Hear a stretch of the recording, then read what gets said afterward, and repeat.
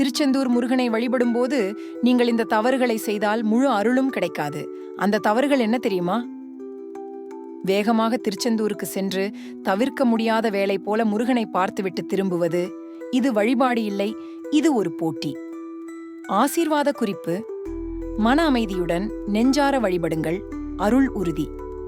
திருச்செந்தூரில் கடல்படியில் நீராடாமல் நேராக கோவிலுக்கு செல்லும் பலர் இருக்கிறார்கள். ஆனால் இது ஒரு முக்கிய ஆன்மீக கட்டணம்.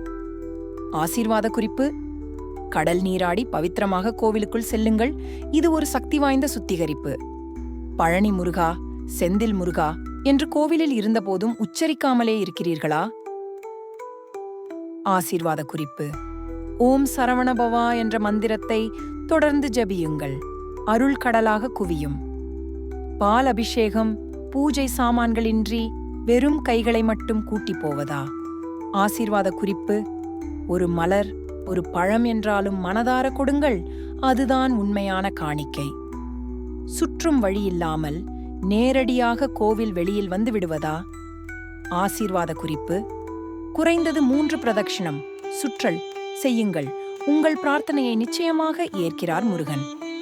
கோவிலுக்குள் போன பின் புகைப்படம் எடுப்பது, உரையாடல் செய்வது அருள் பெறுவதற்கு பதிலாக நேர்மறை சக்தியை இழக்கக்கூடும். ஆசீர்வாத குறிப்பு: அமைதி காக்கவும் உங்கள் முழு கவனமும் முருகனில் வைத்திருங்கள். அதுவே உண்மையான ஆன்மீக ஒற்றுமை. இந்த தவறுகளை தவிர்த்து செய்யும் வழிபாடுகளில் திருச்செந்தூர் முருகன் அருள் பொழியும். அருள் பெற மனதார வழிபடுங்கள்.